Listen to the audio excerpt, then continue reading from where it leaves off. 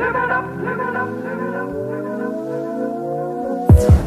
guys, welcome back to another video. It's your man Jay Will. So this is my ZTE Quartz. Now this is a watch that I reviewed and unboxed a while back. So I wanted to give you a follow-up because it's been a long time and I actually use this watch daily.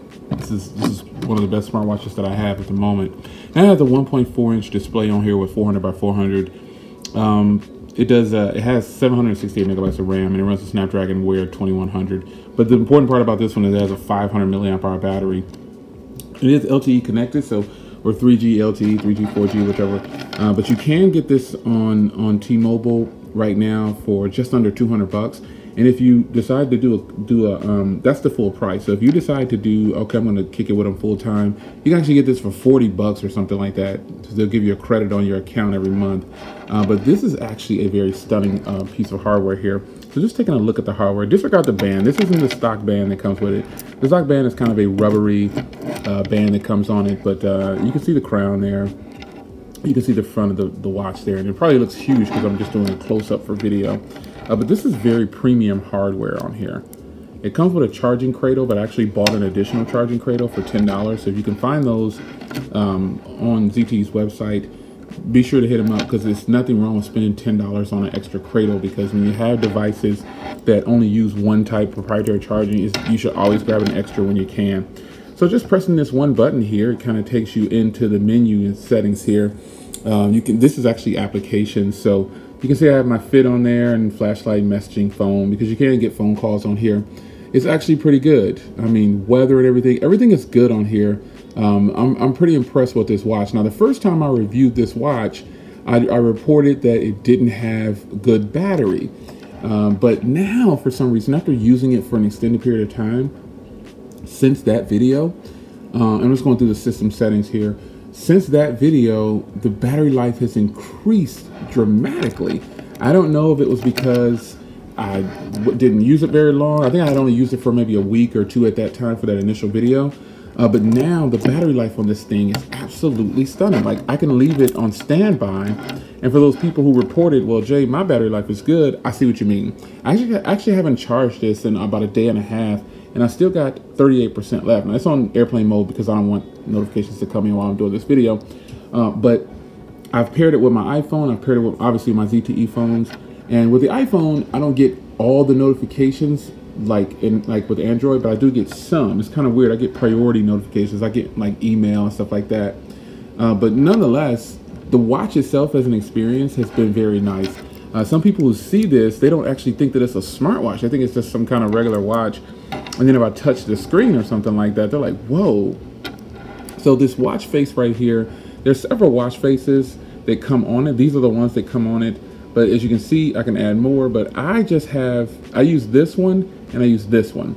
And I use this one because I can have what I want up front, which is my battery, notifications, steps, and I'm doing a countdown for an important day right there. And the time in the center, and I really like this. Now the background that you see how when I touch the screen, it kind of turns like, it looks like clouds. Well, that's how it is here. That's the weather that I have. That's the way I have it right now. So if I long press on here, I'll get into the data and the styles. So you go to styles, and this is where you can change the color of it. Like right now it's on blue, so I changed it to green. But I actually like the blue. And then if I go back here and I go to data, as you can see, I can change what I want to set up. So let's just click on this one right here. I can go to favorite contacts. I can do fits. I can do general, next agenda. There's just a bunch of things that I could put up there. So let's just change it to this just because. And let's back out. As you can see here, it changes to no upcoming events at the moment. So a smartwatch for me is just that, something that I need to get notifications on. I can read them real quick if I want to, and that's it. And if you notice, this has an always on display. And before, when I was using this, I wasn't using the always on display, but now I am using it. And I've actually been pretty happy with it, to be honest. I don't have any problems with the battery drain. I don't know what happened, but you know, it's back. Like, the battery's good.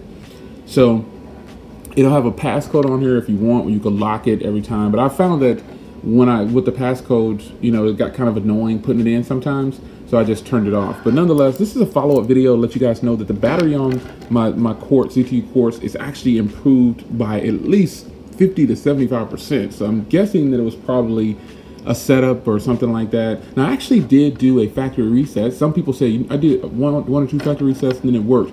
I didn't do it for that reason. I actually did a factory reset because I was switching it over away from one of my ZTE phones to pair it with my iPhone. And then I paired it with my Galaxy Note 8 as well. And you have to reset it every time. When most smartwatches, you have to reset them to pair with the other device, which makes sense. And ever since then, you know, after that first reset, it's just been fantastic. So I don't have a problem with it. I'm actually really happy that I was able to get some good battery life out of it now. And this is my daily driven smartwatch. I just pair it with a whole bunch of different devices or whatever I'm using at the time. I don't mind the reset because I do a backup, so I'm good to go.